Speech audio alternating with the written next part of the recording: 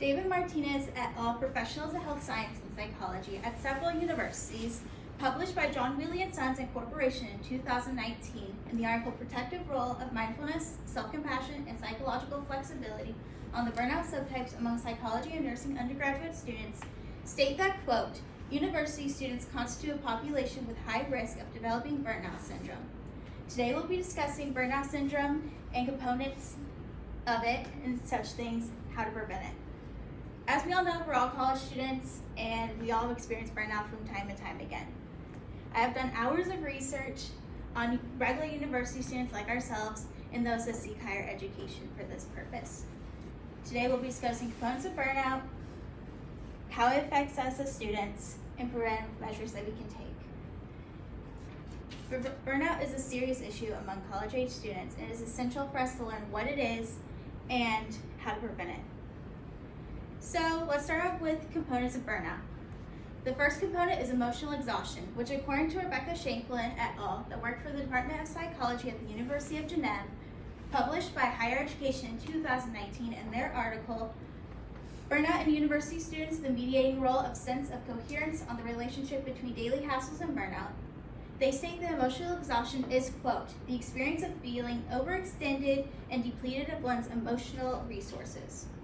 The next component that we'll be talking about is depersonalization, which Rebecca Shanklin et al. In 2019 further on state that depersonalization is maladaptive emotional detachment, which may occur in response to emotional exhaustion as an attempt to put distance between the self and service users by actively ignoring the qualities that make them unique and engaging people.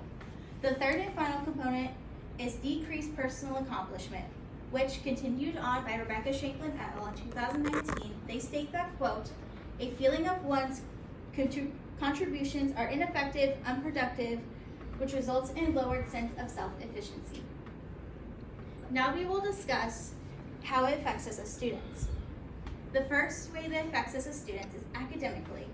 According to Henna Akshikin et al., who work for the University of Helsinki in the Life Sciences Department, published by Elsevier in 2022, in their article, University Students' Interest in Burnout Profiles and Their Relation to Approaches to Learning and Achievement, they say that, quote, in school, students who experience more burnout, cynicism are less engaged in schoolwork, have poor achievement, and value school life less.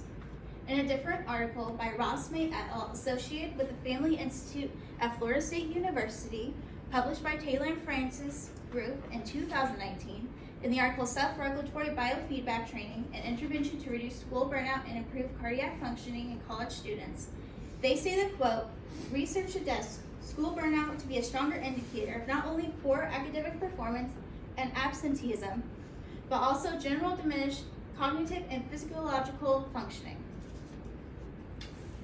The second component of how it affects us is mentally, which we're going to state back to Rebecca from earlier in 2019. They actually did a research study on medical students and found that medical students had higher rates of anxiety, depression, suicidal thoughts, etc., not only in comparison to other college-age matched peers, but also to when they first initially started university.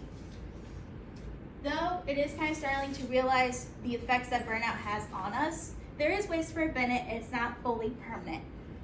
The first way is an MBI program. The MBI program, stated by Carolina Beza Velasco et al., that work for the Department of Emergency Psychiatric and Acute Care in London, and published by BMC Psychiatric in 2020, in their article Study Protocol of a Multi-Center Randomized Control Trial of Mindfulness-Based Intervention versus Relaxation to Reduce Emotional Exhaustion in Medical Students in France, the Must Prevent Study. They essentially describe the MBI program as a runoff from the MBSR program. And they further on explain what the MBI program will include within this 8-week span of their study. And that states that, quote, one group session of 150 minutes per week will be delivered according to the fundamental concepts and specific techniques provided in the MBSR manual. It will also include up to 45 minutes of daily exercise at home, but not the full day silent retreat programmed at week 6 of the course in the original protocol. Then the next one is the RT program, which essentially is more designed for medical students. And to summarize what Carolina Beza Velasco in 2020 states, the RT program is basically the exact same thing as the MBI program, except it has an introduction to relaxation, and relaxation techniques are shown throughout the entire thing. So as we see, this chart is actually from their results. This is starting off, if I don't trip, starting off, you see that there's suicide, depression, tobacco use, alcohol use, the whole 9 yards.